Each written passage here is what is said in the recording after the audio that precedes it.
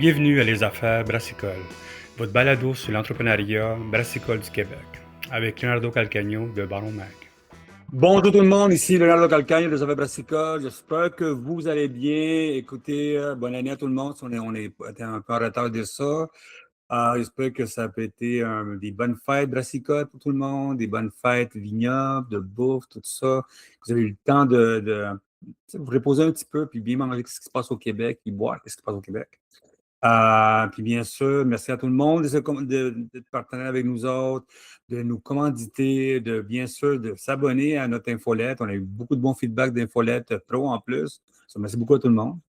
Bien sûr, l'année commence, comme vous savez, avec plein de changements, plein de nouveautés qui s'en viennent. Puis, écoute, il y a plein de choses qui s'en viennent pour nous autres ballonnements. Comme vous savez, le centre d'alcool s'en vient, soit il y a beaucoup d'articles qui s'en viennent là-dessus. On a fait notre liste de fermeture puis d'ouverture. Plein de choses qui sont avec de ça. Mais en soi, dans tout ce qui se passe, il y a beaucoup de. Je pense qu'il y a beaucoup le monde est dans l'industrie avec qui j'ai parlé, ils sont vraiment contents avec ce qui se passe, ce qui s'en vient. Ça, écoute, on va en parler toute l'année, lisez nos articles, vous allez voir plein d'articles là-dessus, puis des nouveautés qu'on s'en vient avec ça. Ce podcast est commandité par Inomal. Comme vous savez, Inomal, c'est du malt québécois pour les microbrasseries du Québec et les distilleries du Québec. Puis allez-y, parce que c'est du monde qui est, si vous voulez acheter québécois, c'est le temps de faire ça de plus en plus avec ce qui se passe avec nos voisins du sud, du nord, whatever, comment vous voulez, dépendant de où vous habitez. Et bien sûr, si vous avez des questions, envoyez un courriel à inomal.ca. Comme vous savez, le mois de février s'en vient. Le sans alcool s'en vient. C'est important. Il y a plein de choses qui se passent. Puis notre but, nous autres, cette année, c'est qu'on veut parler de plus en plus avec des brasseurs qui se lancent dans le sans alcool. Puis, bien sûr, on est allé faire un tour partout au Québec. On a déjà une dizaine de podcasts qu'on veut planifier là-dessus. Puis, on veut comprendre qu'est-ce qui se passe dans cette affaire-là parce que, comme vous savez, la sans alcool, c'est pas seulement on va faire de la sans alcool, mais on va aussi comprendre c'est quoi la signature en arrière de ça. C'est comment tu fais de la sans alcool sans que ça soit, tu sais, que tu perds la façon dont tu travailles, la façon de tes goûts, des affaires comme ça. Puis souvent, nous autres, on voit ça qu'il y a des difficultés des défis, on dirait plus, quand on fait de la sans-alcool, puis on veut comprendre ça. Puis une de nos personnes avec qui on parle beaucoup, qu'on aime beaucoup, c'est Anthony Dupré, qui est coordonnateur de production et responsabilité collective à le collectif Brassicole, qui est, écoute, comme vous savez, on parle souvent avec lui parce que, écoute, c'est un nerd de qualité, puis on a besoin de savoir qu'est-ce qui se passe derrière de ça. So, Anthony, comment ça va? Ça va très bien, Léo. Comment ça va toi-même? Ben, excellent, excellent. Comme tu dis, on t'aime bien, man. On te parle souvent, puis on se parle souvent. Il y a des questions qu'on se pose là-dessus. Puis une des raisons, comme tu sais, février s'en vient, il y a plein de bières sans alcool qui s'en vient. Puis honnêtement, on est allé partout, man, pendant depuis le mois de janvier, on parle avec du monde, puis on veut vraiment comprendre le sans-alcool parce que, number one, le sans-alcool, c'est pas une bière comme n'importe quoi. Il y a beaucoup de problématiques que tu peux avoir. Tu vas avoir des gros défis. Moi, je rappelle quelques brasseries qui sont vraiment faites mal avec ça. Au début, essayer plein de choses, puis ça n'a pas marché. Puis, toi, tu es un gars qui est en plus responsable de 4 brasseries en soi. Tout le monde connaît un peu notre histoire avec toi. Vous avez lancé 3 bières avec la gang de la microbrasserie des Cantons. Puis, bien sûr, on veut comprendre un petit peu là-dessus. Puis, ta vision là, de ça. Puis, comment tu fais pour garder ta signature pour chaque brasserie qui s'en vient? Parce que c'est sûr que tu vas en faire lancer d'autres bières sans alcool, dépendant des ventes, tout ça. Ça peut-tu nous parler un petit peu de le côté technique, le côté comment tu planifies dans ta tête, pas perdre la façon de faire tes bières, disons, quand tu fais avec la microbrasserie des Cantons? Ben, la première affaire qu'on a faite, dans le fond, quand on a voulu développer les produits sans alcool, on s'était demandé est-ce qu'on veut vraiment recréer les bières qu'on a déjà en sans alcool ou si on voulait lancer directement des nouveaux produits. On s'est décidé, dans le fond, d'essayer de recopier le plus possible les recettes qui existaient déjà, qui étaient déjà aimées des gens. Fait que, par exemple, la pique de l'ours, qui est une ale blonde, qui est très standard, qui est très appréciée. C'est un de nos gros vendeurs. L'idée derrière, ça a été d'utiliser le processus de désalcoolisation pour faire basically la même bière, retirer l'alcool, puis juste la remplacer par de l'eau pour que le produit ait les mêmes arômes, ait le même côté maltais, le même côté riche. Comme ça, on ne perd pas trop du mouthfeel, on ne perd pas trop de la signature et de l'ADN des cantons. De cette façon-là. Puis pour moi, pour vrai, une grosse partie de conserver l'originalité puis le concept de l'image de marque de Décanton, ça passait par le branding beaucoup. Ouais. Fait que, le branding de la désalcoolisée, c'est basically le même branding qu'on a sur la canette de Pic de l'Ours, avec un peu moins de couleurs. C'est brandé désalcoolisé tout. Fait que, visuellement, c'est très facile, encore une fois, de voir que c'est le même produit, mais qu'il y a une différence. Fait que le consommateur a une facilité à reconnaître un peu ton image de marque, une facilité à comprendre qu'il y a une familiarité dans le produit qu'il va aller chercher. Fait que dans le fond, le processus de désalcoolisation, la raison pour laquelle on garde beaucoup des saveurs, c'est qu'on n'utilise pas c'est pas des levures qui font faire de la fermentation presque pas alcoolique où il n'y aura pas de présence. On ne diminue pas les quantités de sucre non plus. On vise le plus possible de prendre la même recette de base qu'on va fermenter. Généralement, on la fermente avec un sucre résiduel un petit peu plus haut que la normale pour éviter d'en perdre trop pendant le processus. Puis ensuite, on va faire ce qu'on appelle une désalcoolisation. La désalcoolisation, comment est-ce qu'elle fonctionne? C'est quand même, somme toute, simple. C'est une grosse machine avec dans le fond, c'est de l'osmose inverse, un peu comme certaines microbrasseries utilisent pour filtrer leur eau. On va faire de l'osmose inverse sur la bière. Fait que la bière, dans le fond, passe dans des filtres semi-perméables. Puis avec une énorme pression dans le système, on parle de quasiment 60 bars de pression. Okay. L'eau et l'alcool se font séparer par ces membranes-là. Ce n'est pas un processus qui est 100%. Évidemment, il y a une partie de l'eau qui se mélange dans l'alcool toujours, mais dans le fond, ça va recirculer en boucle pendant plusieurs heures. Puis ce que ça fait, c'est qu'il y a vraiment un perméa qui est séparé, qui va être juste l'eau, qui va être juste l'alcool. Éventuellement, ça, en pot final processus, ça pourrait même être utilisé pour faire des seltzers. C'est une base alcoolisée qu'on retire dans le fond de notre produit. Puis à la fin, tout ce que ça laisse, moi j'appelle ça laisse une bouette. Ça laisse une bouette de sucre, de saveur, d'arôme, de concentré de houblon. Pour y avoir déjà goûté, c'est pas plaisant, c'est vraiment extrêmement fort. Et ensuite, dans le fond, tout ce qu'on fait, c'est on remplace l'alcool qu'on a enlevé par de l'eau qui a été désoxygénée, qui a été traitée au UV pour qu'elle soit propre. Et on vise, dans le fond, après ça, à juste retrouver le pattern de goût qu'on aime. Fait qu'on met un peu plus, un peu moins d'eau. On corrige le pH pour essayer de retrouver le plus possible la fidélité du produit. Fait que ça a été comme la première bière qu'on a sortie sans alcool, c'était la Pic de l'Ours sans alcool. Elle blonde, relativement facile à aller chercher les mêmes saveurs. C'est des goûts de malt, c'est des arômes assez standards, assez facile à chercher. Là, dans le fond, on a lancé récemment la Alepoupou, qui est une session IPA. Un peu plus complexe parce que c'est des goûts de houblon qu'on va aller chercher. C'est un arôme, un nez qui c'est un petit peu plus complexe. Fait que ça, c'est des bières qu'on fait avec une base sans houblon, qu'on désalcoolise, puis après ça, on fait un dry-up sur le produit désalcoolisé par la suite pour aller rechercher le profil de la Alepoupou. Et on a aussi sorti la Histoire d'amour, qui est une bière sûre au cassis. Encore une fois, ça c'est très difficile parce que quand on fait la désalcoolisation, on perd une partie des fruits.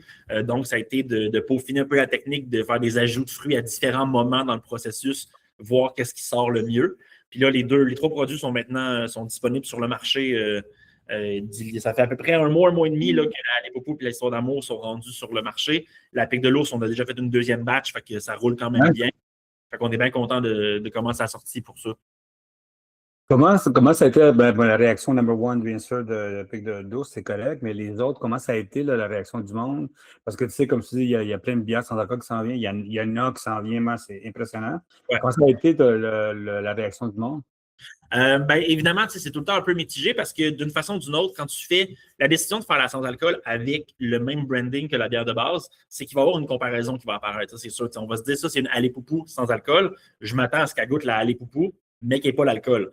Évidemment, on n'est pas 100%, ça ne sera jamais pareil. L'alcool, c'est une composante importante de la bière, ça vient dans le goût. Fait que quand tu fais un même produit, c'est sûr qu'il y a une comparaison qui va se faire. All in all, on est super satisfait de comment ça a sorti. Les gens qui ont fait les panels de dégustation ont trouvé ça super bon. On va s'entendre là, quand on fait un triangulaire, on la spot. C'est laquelle la différente? Là? Mais pour vrai, les gens sur le marché, le monde était agréablement surpris, surtout la surette au cassis. On est vraiment content parce qu'on ne perd pas le petit côté tangy du côté sûr de l'acide lactique qui ressort bien. Le côté fruit aussi, il ressort pas trop bonbon. Pas trop intense comme fruits non fermentés. Fait que, pour vrai, les gens, à date, pour l'instant, on a un super bon retour du marché. OK. Puis la question que je me pose souvent, c'est comme j'étais à un meeting la semaine passée, je suis allé me promener un peu partout en Estrie, et à Mauricie un petit peu. La question que je me pose tout le temps dans de ça, c'est sûr, il y a la science de comment faire de la bière, ce coin-là. Mais comment tu fais pour garder c'est ta signature de chaque bière. Parce que je viens d'aller goûter une des bières de Donham sans alcool. Ouais. Puis j'ai parlé avec le brasseur, puis ça a été une grosse discussion de comment tu fais pour garder ça. Tu sais, le monde est comme, tu sais, le monde est habitué à l'alcool. Toi, quand tu as commencé ta carrière, tes études, c'est dans la bière. Ouais. C'est toi, tu ne veux pas donner quelque chose de mauvais, tu ne veux pas dire, ben, bois de l'eau, et that's it. Toi, tu veux vraiment donner la signature des cantons, c'est voici, quand tu t'en vas boire du canton, c'est ça. C'est sûr que tu t'en vas boire une bière sans alcool, mais on ne veut pas que tu te perdes là-dedans, on veut que tu sois là-dedans ce qu'on te donne. Voici ce qu'on t'offre. C'est comment tu fais pour garder la signature de chacun des bières que tu vas lancer. Il y a aussi des autres bières qui s'en viennent. Ouais. Ben, ça, c'est pour ça, je pense que c'est pour ça que le gros moment de décision, surtout quand j'en ai parlé avec les brasseurs chez Descantons, j'en ai parlé avec les propriétaires ici de ça, on a décidé d'aller avec un branding similaire pour cette raison-là. Parce que moi, je me disais, une bière sans alcool, à moins que ce soit son propre branding et qu'il ne soit pas comparable à rien, dans ma tête à moi, si tu ajoutes une bière sans alcool au portfolio de Descantons, c'est tellement champ gauche que garder le même ADN, garder la même vibe de ça, c'est une bière Descantons, c'est plus difficile à aller chercher. On a décidé, dans le fond, en groupe de vouloir vraiment viser sur on est dans un territoire connu parce qu'on part d'une base de bière qui est connue, qui est appréciée, puis on fait une désalcoolisation de ce produit-là. Comparé, par exemple, à prendre des levures spéciales qui vont faire de la fermentation non alcoolique. Là, reproduire un produit, c'est basically impossible parce que la fermentation, c'est ça ton profil. Fait que ça rend ça difficile. Fait que tu sors une nouvelle bière, un nouveau produit avec des grains que tu utilises souvent, des houblons que tu utilises souvent pour essayer d'aller créer un profil qui va ressembler au reste de ta gamme. Mais en même temps, tu sais, je me dis aussi que quand tu fais des nouveaux produits, tu veux pas que ton nouveau produit ressemble à un ancien produit que tu avais déjà. Fait que, tu sais, quand tu veux faire une nouvelle sans alcool, le concept de la familiarité vient avec le concept que c'est la même bière sans alcool. Tu sais dans quoi tu t'embarques, tu sais c'est qui Descantons, puis tu te conserves dans ton Descantons comme ça. Toi, est-ce que ça t'a donné beaucoup de mal de tête, ces affaires-là, man? Parce que, tu sais, j'en ai parlé à beaucoup de monde de sans alcool. Ça, c'est quelque chose que, dans le temps de, je me rappelle, j'ai parlé avec Michael, dans le temps qu'il avait lancé ses Buckale, tout ça. Ouais, Le mal de tête, tu sais, de ça, avec d'autres brasseries, tu sais. Comment on commence à planifier tout ça dans sa tête? C'est comme dit, il ne faut pas que tu la manques, ta bière, parce qu'il y en a beaucoup là, en arrière de ça, tu sais. Comment tu commences à planifier ça dans ta tête, toi, philosophiquement puis visionnement? Ben, moi, je me suis dit, à la base, personnellement, je ne suis pas un fan de sans-alcool. Pour vrai, tu sais, moi, le côté alcool de la bière, je suis un passionné, j'aime ça. Mais comment je l'ai vu à la base, c'est que je l'ai vu dans un. Tu sais, on ne se cachera pas, dans le marché actuel, les gens parlent beaucoup de la santé, parlent beaucoup d'essayer de se contrôler, de se rationner. Puis ça vient surtout se battre avec la bière, les alcools, ces choses-là. On essaie de diminuer, tu sais, le janvier sans alcool, les résolutions, Dry February, c'est tout le temps la même chose, tu sais. Fait que dans un marché changeant, il faut s'adapter. Puis c'est dans cette mentalité d'esprit-là que j'ai été quand on a conçu les bières. C'est un processus, c'est un concept d'adaptation. C'est d'adapter un produit connu puis le rendre accessible à plus de gens. Fait que tu prends une pique de l'ours, tu veux que les gens puissent accéder à cette pique de l'ours-là sans se sentir mal d'avoir pris l'alcool qui vient avec. Fait que c'était vraiment le but d'adapter un produit pour avoir une gamme qui est disponible à tout le monde. Peu importe si tu aimes ou tu n'aimes pas l'alcool ou si tu veux ou tu ne veux pas d'alcool, c'est le même produit all in all. Fait que tu ne peux pas te tromper. T'sais, si tu te dis je veux goûter à la Descantons, mais j'aime pas l'alcool, bah, tu as une pique de l'ours. Tu peux la boire avec ton chum de gars à côté qui, lui, la boit avec alcool et tout le monde est satisfait dans ce processus-là. C'était vraiment de mettre dans une idée d'adaptation puis une idée aussi de contrôle qualité vraiment intense parce que le sans-alcool, le gros défi, même le goût, il est dur, là, mais la stabilité du produit, c'est ça qui est le nerf de la guerre dans le sans-alcool parce que l'alcool, c'est ce qui garde ta bière stable. Ça tue les micro-organismes. Fait que ça aide à la garder stable. Là, il n'y en a pas. Tu as de l'eau avec des arômes. C'est ça, une sans-alcool, en la base. Fait que ça rend ça difficile de garder ça stable. Fait que c'est beaucoup de comment je vais la garder stable, comment est-ce que ces goûts-là, ces arômes-là, les différents lipides, les différents arômes, tout ce qui est dans ta bière, comment ça va rester ensemble dans le temps. Parce que veut pas, un nouveau produit, ça ne roule pas nécessairement à une grande vitesse. Ça va rester ses tablettes longtemps. Ça peut rester ses tablettes longtemps. En fait, nous, on espère que ça va rouler vraiment vite, là, mais ça va rester évidemment ces tablettes. Fait qu'il faut qu'on ait un produit qui est stable. Fait que ça a été longtemps de penser à comment est-ce qu'on adapte notre produit pour le garder, le conserver, le rendre bon, puis que tout le monde soit satisfait du rendu. C'est une grosse problématique, man. Toi, Ouais. c'est sûr qu'avec ça, c'est vos premiers bières sans alcool à Canton de l'Est. Vous avez déjà un beau produit, du beau branding, félicitations. Euh, est-ce qu'il y a, c'est sûr que dans les autres, avec, disons, avec Boeing, Alain Flé, c'est Général qui est connu pour ses bières noires, tout ça. Est-ce que ça s'en vient tranquillement? C'est ça, c'est celui de la brasserie des cantons, c'est votre premier test. Puis on Ouais. commence déjà tranquillement parce que, tu sais, la bière Boeing, je la vois facilement aller dans la sans-alcool. La façon qui est faite, la façon qui est ça, le côté tout le côté branding, tout ça, c'est des bières biologiques. Est-ce que c'est le prochain ou si on attend encore de voir comment le canton fait, on apprend des erreurs, on apprend des petites affaires, puis on avance dans les autres tranquillement? Ben, je te dirais, c'est sûr qu'il y a de l'ouverture, parce que dépendamment, le sans-alcool, c'est ça qui pogne en ce moment. Là. Les ventes, on le voit dans le marché permanent, c'est ça qui pogne. Il y a de l'ouverture, mais ça vient avec ses propres challenges. Parce que de la bière biologique, il faut qu'elle soit certifiable. Fait que, dépendamment des différentes opérations et des différentes modifications au processus de la production de la bière, le fait qu'elle soit bio, ça apporte ses propres challenges. Parce que les machines, il faut qu'elles soient lavées différemment. Tu peux pas. Les cédules de production doivent être pensées pour ne pas mélanger du conventionnel avec du biologique. Comme on fait les deux à l'interne ici, c'est extrêmement difficile d'avoir une cédule qui a de l'allure. Puis pour Brasserie Générale, c'est comme je te dis, dans le fond, le concept du collectif, c'est les brasseurs qui prennent leurs propres décisions. Fait que ça va dépendre de l'ouverture directement de la brasserie. Mais nous, dans le fond, on est prêt à pousser ça. Là. Encore une fois, les bières noires, c'est un autre challenge, c'est une autre balle. Parce que les bières noires, man, sans la chaleur de l'alcool, c'est quoi une bière noire? T'sais?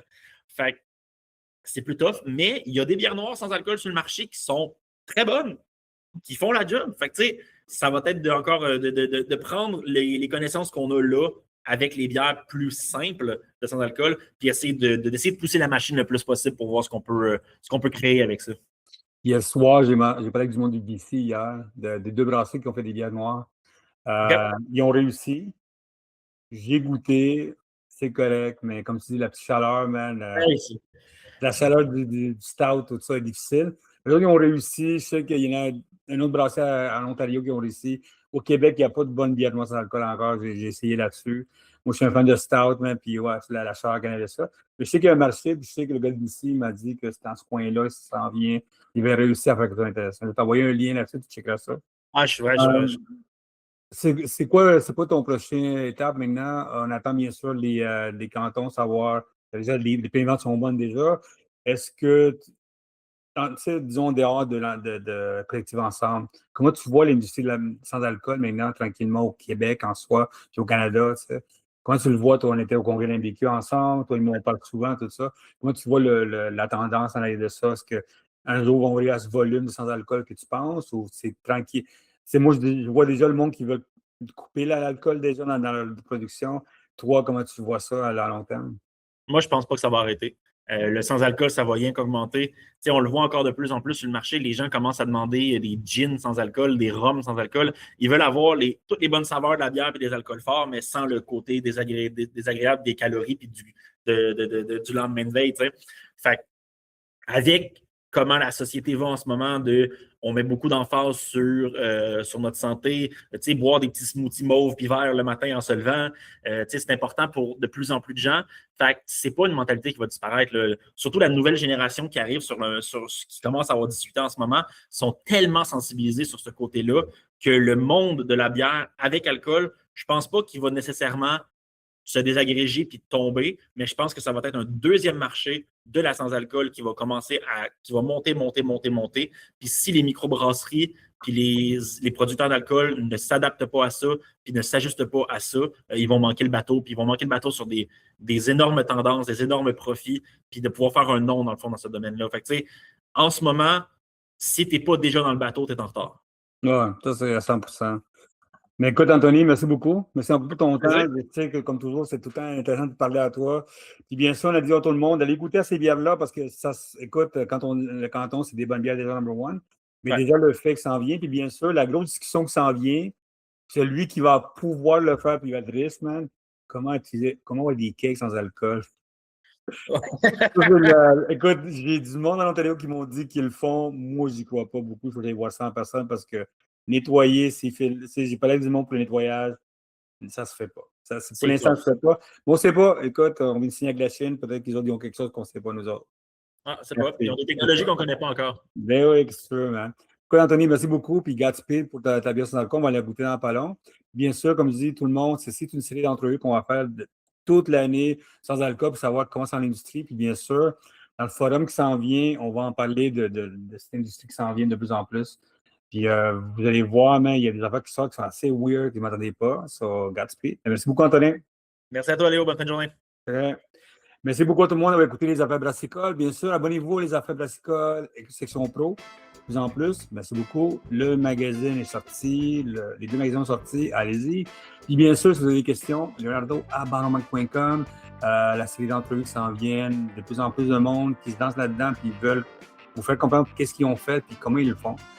Bien sûr, ce podcast est commandité par Inomaz, du mal québécois, pour les brasseries, pour les distillateurs. Si vous avez des questions, info@inomaz.ca. Puis écoute, je ne l'ai pas dit encore, bonne année à tout le monde, puis Godspeed, puis on s'en vient avec plein de choses à venir. Merci beaucoup et à la prochaine.